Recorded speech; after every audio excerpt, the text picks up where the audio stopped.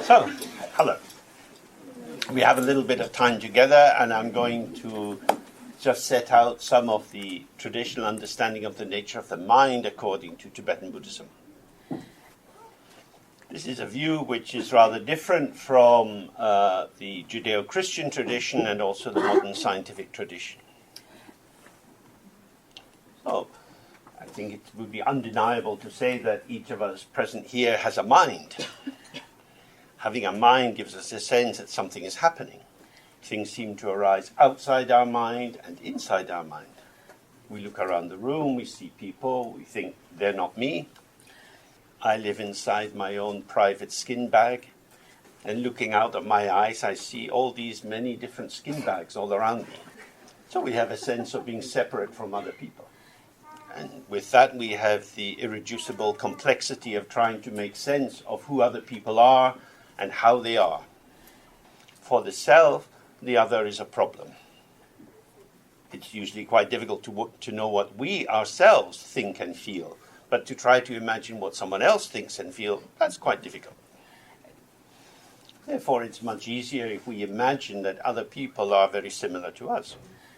That is to say, we simplify the world by inhabiting a series of assumptions about it. Assumptions make life quick and easy. They function as simplifications. But actually, life is quite complicated. When you look around the room, there's a lot of detail. This detail is immediately available to us when we receive it all at once. But if we try to describe everything that's here, if you were to try to make a written account of all that you could perceive, it would take thousands of pages.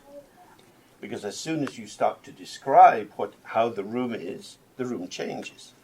People move about. Their posture and gesture changes. The expressions on their face change. This is not just a secondary order phenomena, but it's the truth or the actuality of how we present ourselves moment by moment. To be alive is to be interactive. And yet the concepts that we use to make sense of our world tend to move in a rather static direction. And we believe that our concepts indicate something meaningful. So we can say, I, James, am a man, and Kadri, who is translating, is a woman. But man and woman are rather empty signifiers. That is to say, they can only function because they are so minutely determined. There are many ways to be a woman, obviously, and many ways to be a man. And each woman is just herself. She's not some kind of numbered production from the woman factory. And how she manifests is going to be influenced by all sorts of factors. Internal feelings, hormones, external impacts like a boss at work, the season of the year, and so on. So we start to see that perhaps the main concepts that we use in describing our identity function because of their hospitality. The main concepts we use to determine our identity as a person. So this is a room. The room will be used for many different functions. While we're in the room together, it looks like the room is like this. Some other event will occur, different people will arise, there'll be different seating arrangements. It will be the same room, but it will be, as a phenomenal presence, it will be rather different. So, in highlighting here the difference between the concepts that we use to apprehend what is going on and the irreducible complexity of what is actually presenting itself. You can see that this concern also has an echo in European philosophy through the line of Edmund Husserl and Martin Heidegger and so on. What makes a difference from the point of view of Buddhism is that one can approach this incongruity between concept and actual manifestation, not just through concepts, but through meditation. As you progress through school, you learn to think. And then you learn to think about thinking when you read a book and you have to give an account of it. And if you go to university, you learn to think about thinking about thinking about thinking, because there's no end to concepts. Endless possibilities of elaboration, of moving into further detail, unfolding contradictions, and so on. That is to say, we can develop the range of the contents of our experience. You can develop the kinds of concepts that you know through intellectual study. You can develop the kind of range of sensations and proprioception you encounter through engaging in yoga and dance. You can extend the range of your emotional responsivity through psychotherapy, through drama, and so on. So this is fairly obvious. We're used to the notion of developing ourselves, having more of ourselves, unfolding more of our potential. And it's as if our self is a kind of dynamic totalization. We could write an autobiography. We could give an account of our lives. But would that be the same as our life? Life is perhaps, in its lived moment, quite ungraspable. When you try to catch hold of life and describe it and depict it, it's like trying to catch a lizard. Because a lizard has the capacity to drop its tail off and run on to freedom. Life is always running away from our concepts. So the question would be, can we come to live in the moment? A moment not achieved by interpretation or presented through comparing and contrasting with other accounts, but just to be open to the arising of the unified field of experience. So I'll say a little bit more about what I mean by this. So, when I want to make sense of what's happening here in the room, I look for something to hold on to. So our ordinary function of consciousness, operating through the five senses, providing information which our mental consciousness reflects on, these are all shaping functions. We approach the world not as neutral observers, but with bias. We might not normally be aware of our bias because we think, I'm just me. This is how I am. I see what I see, and good luck to you. Because if I was really to pay attention to how you seem to be seeing things, it would relativize my position. Instead of having the confidence that I can see things as they are, I might need to see that what I have access to is the view from here. The world I encounter is the world revealed to me through me. That the current patterning of the content of my experience, my feelings, sensations, memories, hopes and fears, and so on, these act as a kind of veil or a refracting prism, highlighting certain features present in the environment and hiding others. So when people were meditating and becoming more aware of this, realize there are two possible interpretations at this point. The first would be our rather familiar materialist view. The world is here. It's full of things. These things exist in a way that allows us to describe them as nouns. So, for example, beside me there is a plant. The plant is here, and I can have my opinion about the plant. But my opinion is separate from the plant and arrives after the fact of the independent, autonomous existence of the plant. And the world's full of things like plants. In fact, when I look around, you guys look pretty much like plants to me. You have particular shapes, and you seem to be you. And you were you before I met you. Okay, so that's one view. We're very familiar with that. The other view is more attentive to the actual nature of perception. So if I look at you, Do I have any access to the you for you? Perhaps only you can access you for you. Perhaps you're presenting a you for me. And then I, making use of the you for me, I then develop my own sense of who you are. The problem is I shorten the sentence. So now I think, oh, I know who you are. Really, the sentence is, I know who you are for me. Who you are for your mother or your lover or your children, I don't know. That is to say, each of us is a situationally, contextually manifesting potential. And none of us know what the next context is going to evoke from us. We don't know what sensations are going to arise in our body in the next 5 minutes. We don't know what thoughts are going to arise in our mind, or what feelings. We live swimming in this flow of experience. And the experience, although it's immediate and reveals itself, somehow we can't quite get a handle on it, a hold on it. Because the actuality of our life, moment by moment, is an arising and passing.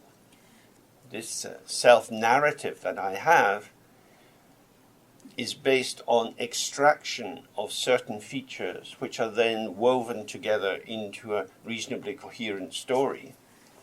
So it is as if I am knowable. And then I might assume that you also are somehow knowable. And when extreme governments come into power, they want to know a lot about their citizens. So they have secret police and informers and dossiers. Because you can accumulate a lot of knowledge about someone, but we are alive. Being alive is not the same as having knowledge about yourself. That is to say, because we are interactive, because we come into being through interaction with others, the carapace, the shell that can form around us on the basis of our concepts, is constantly being disrupted. Because we are interactive, we come into formation in a way that we cannot know before the interaction. So there is a difference and indeed a tension between ourselves as emergent phenomena and the stories of identity and predictability that we can weave. So the more we attend to the interplay of subject and object, we find something rather strange. Because I experience you as revealed to me through your movements and facial expression and so on. But I am also revealed to me. Because I don't know how I'm going to be. So knowledge about me describes abstracted patterning. And the nature of this abstraction is that it relies on seeing ideas as truth-telling phenomena. Yet because of our interactive nature and the transience of thoughts, feelings and sensations, the very ingredients to the seemingly stable narrative we develop are actually dissolving as they arise. But moment by moment, the ground on which we're basing these assumptions is dissolving. Because the things we say about ourselves, like we're tired or hungry or excited or interested, are situational descriptions, which only last a very short period of time. While they are valid, they seem to be a truth. When we're tired, we want people to respect that. Yet we're tired because we've maybe been doing a lot of things. Due to causes and conditions, I feel tired. The tiredness is generated by things which I might normally say are not me, and yet the effect, being tired, seems to be me.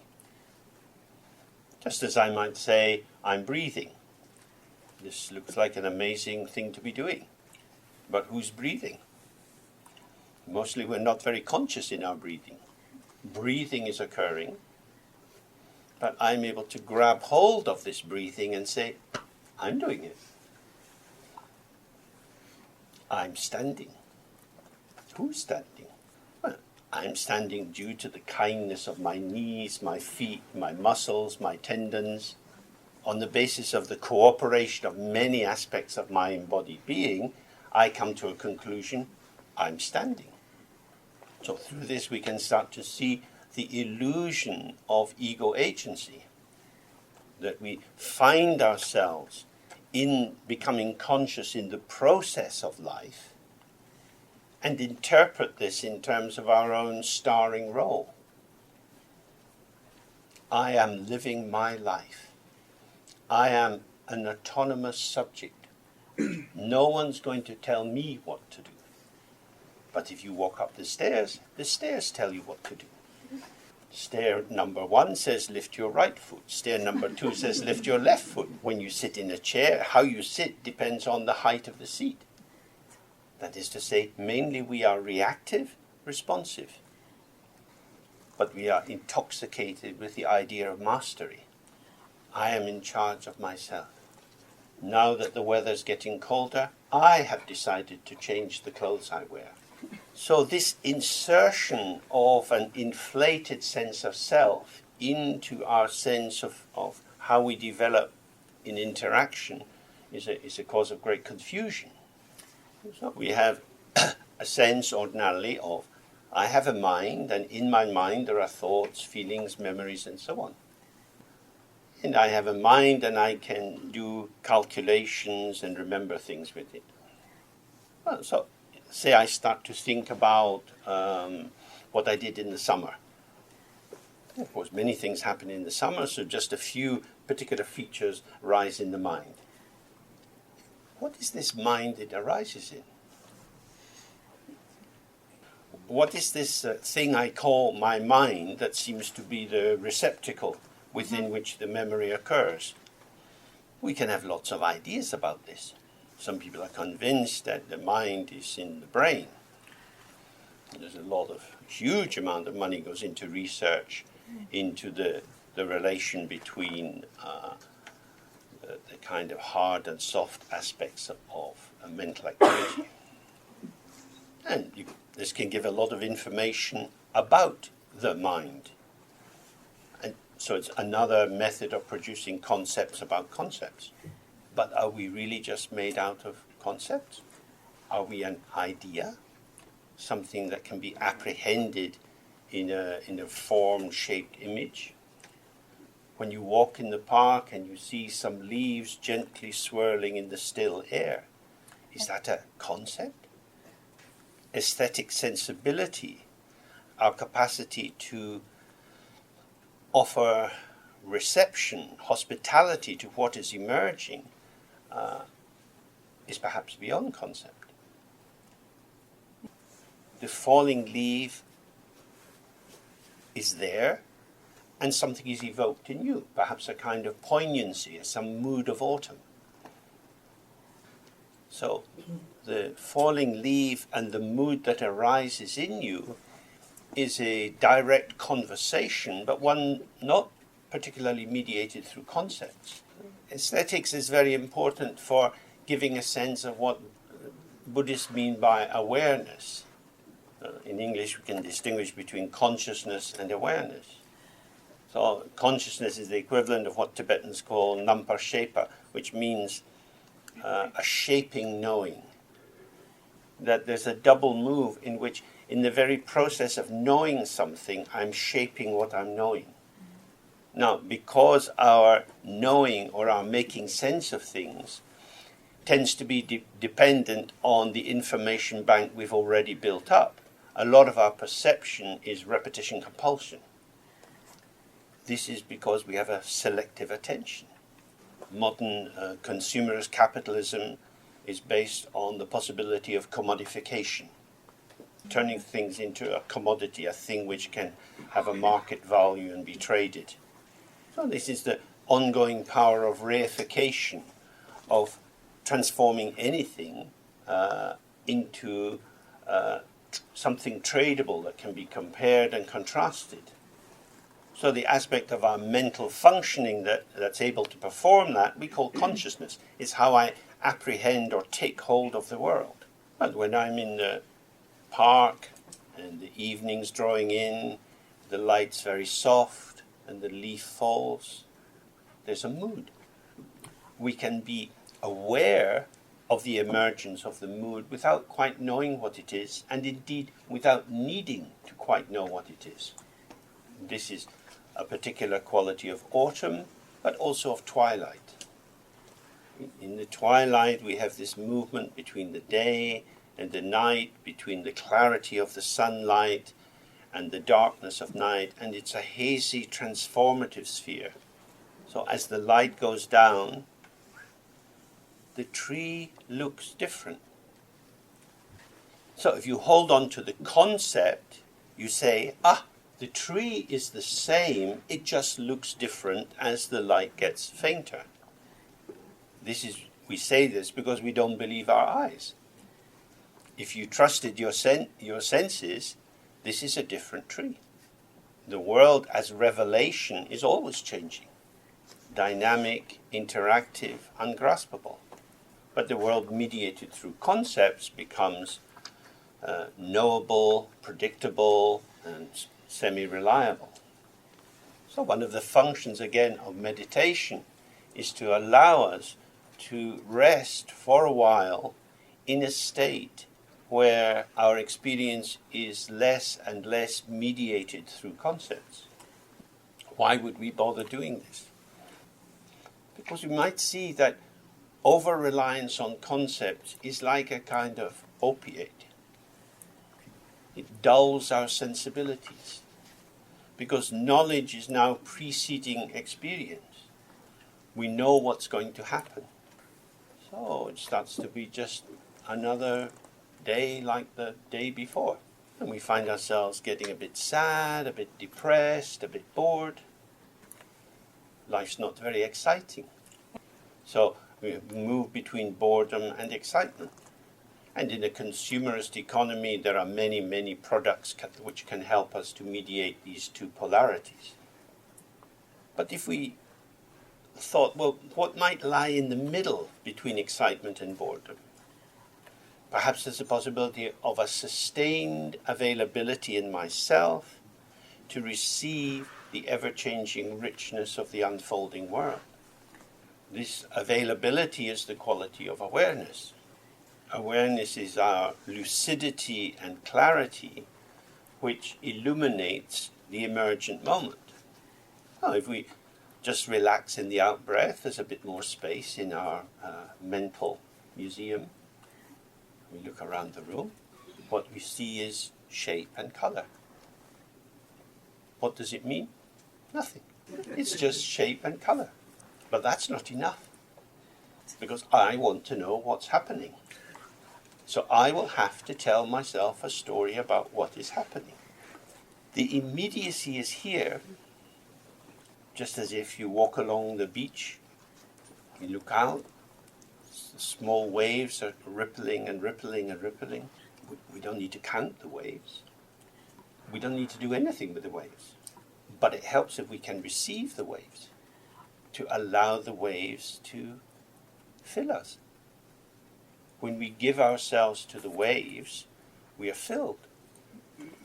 When we think about the waves and remember what it was like at this time last year, it's a very different experience. Because now I am the shaper and the comparer. For the ego sense of self, this is wonderful news. I have just secured myself some further employment. Many jobs now are on these zero contract basis. So our ego consciousness is very much like that. It has to keep proving its value moment by moment, which is why stories are so seductive for us. With modern electronic devices, you can be excited all day. From the point of view of meditation, that excitement should actually be called distraction. What is here is always here. It is here. What is this? This is the field of my experience. When we finish and we go out of the room, we go into the corridor and maybe out into the cool evening air. We can imagine that we are individuals walking, or we can be aware of the body as it shows itself. You meet a friend and you greet them. Feels like me doing this. But if you relax the process of formulation, you find that you can be aware of greeting your friend. So, for example, I'm standing up because I like to see your faces. Most of you are sitting down. So you have the sensation of your body on the seat, on the back of the seat and where your buttocks are. And you can see what's in front of you. So, body stuff, body vibration is arising, and what you see is also arising. The experience you have of your body and the experience you have of the room are both arising. If you relax, you can see that they arise simultaneously. There's no contradiction or conflict between feeling sensation inside your body and seeing the back of the room. It rises all together. But we think, I'm in here, the room's out there. That's an interpretive thought. We know sometimes if we're dancing, the music just flows through us. And dancing moves from a conscious, intentional activity into something which is an undivided flow between the sound of the music and the movement of your body. Moments like that are usually considered to be rather beautiful. By self-forgetfulness, we return to ourselves. We find ourselves dancing. We find ourselves on the beach just being washed by the waves. Perhaps you've had some experiences like that. Rather than thinking of these as rare or strange experiences, from the Buddhist point of view, these are identified as moments where the non-duality or non-differentiation of self and other becomes apparent. There's nothing wrong with concepts. They're useful for organizing and planning. But when they become the guarantors of meaning in our existence, many other planes of openness and receptivity become unavailable to us. So again, one of the functions of meditation is to allow us to become familiar with not reacting to arising thoughts. It may well be that many of the thoughts you have are just nonsense. Worries, anxieties, brooding over things from the past, regrets, and so on. Even if you've decided not to think about that particular person or event, somehow when the thought arises, you get meshed into it again. Well, you might think, well, they're my thoughts, why shouldn't I think them? But you're just the middleman. You didn't make the thought, they came in your mind. Now you've got to do something with it. Like inheriting some ugly table from your dead aunt. I don't really like it, but I better hang on to it because it was my aunt's. The thoughts come in my head, it must be mine, I better do something with it. So in that sense, our mental functioning is a bit like a bicycle, where we have the two cogs joined by a chain. So we've got the wheel of what is arising in the moment, the wheel of our habitual orientation towards that kind of thought, and the chain is our involvement. What is that involvement? It may well be that in the course of your life you had some unhappy love story. Someone was once very special, and when you meet them a couple of years later, you wonder, what was that all about? You are unavailable. You were once available. The availability is the being up for involvement. You want to see them. I need you. Then later, I don't need you. I don't want to see you again. This is fascinating. If only I'd known what you were like in the beginning. Unfortunately, you will never know what that person's like. Because all we ever get is the you for me. The person who you think is a total shit is still loved by their mother. So, the power is not in the object. If it was in the object, the lovable person would always be lovable. we invest the other with a particular importance. And then we see the qualities as being inherent in the object. Years ago, when I was up in Newcastle, which is quite a strong area of Britain, and I was sitting in a bar and I saw a woman there wearing a t-shirt. And on the t-shirt it said, "Keep drinking till he's cute." The quality is not in the young gentleman in question. But when we get a bit drunk, we can give ourselves to anything. So this is indicating involvement happens very easily to us. We are easily lost. And this is because if we sit within the domain of conscious ego, this ego has to make sense of whatever is going on. And that's a lot of work. So you start cutting corners and you assume. You don't see, you project. And because we are caught up in an intoxication with the stream of signifiers, we can't think our way out of it. Because thinking wraps us in the semiotic web, the interpretive web. So we're just endlessly having thoughts about thoughts. I'm never going to do it again. We know this doesn't work because we get lost. This is the quality of clarity of the ego. That is to say, not much clarity. But we also have awareness, which receives before it responds. Having received the broadest possible impression of the situation, there is an intrinsic clarity to that. Again, if you're on the beach, the wind is blowing, the seagulls are coming down, there's a slight mist across the water. It's all there. You've got everything. So this is a receptivity. Everything's been given to you. You don't need to do anything. It's to open yourself to it. And having received it, there's nothing to do with it. And yet when we have an hour or two like that, somehow it's profoundly satisfying. We have a sense of peace. Now, we can't always hope to find moments with a special aesthetic power to hold us open in that way. But we can hold the remembrance of them as a kind of encouragement to explore why, when so much comes without effort, why am I so busy making effort which upsets me?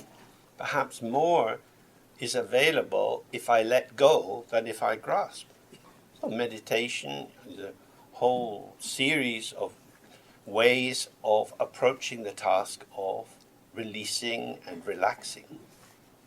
Being busy constructing our world and maintaining it is a lot of effort. And no matter how hard we try, sorrow and difficulty comes into most people's lives. In the world today, there are wars in many, many countries, many refugees from that. There's people whose countries have been trashed by hurricanes, flooding, and so on. We live in a big world with big forces moving through it. And maybe when we put on the blinkers and we just try to keep our life on track, maybe that's not the only approach or even the best approach. That when we are in touch with the spaciousness of our being and the richness of our potential, then these flowing together with the openness of the world allows many new possibilities. So the most important direction of meditation is deconstructive rather than constructive. It doesn't mean destroying, but by observing the impermanence of mental phenomena, just sitting quietly and seeing that thoughts indeed come and go, feelings come and go, sensations come and go, this transient nature of mental events might really convince us that over-reliance on them as an attempt to secure a stable existence is foolish. So meditation would be the possibility that I could live with more space, more relaxation, and of course, paradoxically, more connectivity. Because we often think that our thoughts and feelings are themselves very connected. But perhaps they are connective through mediation. They bring their coloration, their bias, their influence. And perhaps we don't need that. Perhaps the world is meaningful in its beauty rather than in the stories we tell ourselves about it. If we do less, we can receive more. This doesn't mean that you have to renounce the world. I've had a very busy life, working in a hospital, doing many different things. But what I have come to see very clearly is that most of life is quite simple if I don't make it complicated. If I don't get in there turning things around and worrying about them and thinking they should be done differently. So you could say that meditation is a kind of canine training. So you could train the dog not to piss on every lamppost. And you can train yourself not to get so excited by everything that happens. We live in a time of hysteria. Many world leaders are extremely hysterical. They can't be calm. So even when things are peaceful, they have to stir it up. This is exactly the need to piss on the lamppost. Tweeting is a form of urination. And this kind of incontinence of the mental bladder is not a good sign. Can't stop the pee-pee coming out. The function of meditation is to have more space so that reactivity is allowed to dissolve gradually. And then there's less and less unnecessary arousal, which means there's more space to receive. And we find that the world's already full. It's rich. You can participate in. It's not all up to me. So this is the great deconstructive move of resigning your position as the boss of yourself. So rather than seeing myself as the master of my life, I find that I am a participant in life itself, which is always shared and co-emergent with others. This is a very, very short overview of how one might begin to start approaching the question of what is the mind. If you're interested, I'm going to be exploring a short Tibetan text which is from a very clear tradition and shows in great detail the nature of non-duality. In the Eastern traditions, non-duality is seen as the great medicine that heals the wound of the splitting of self and other. So, that's us coming to the end. It's been a pleasure to be here, share a little time with you. I hope you find some interest in what I said.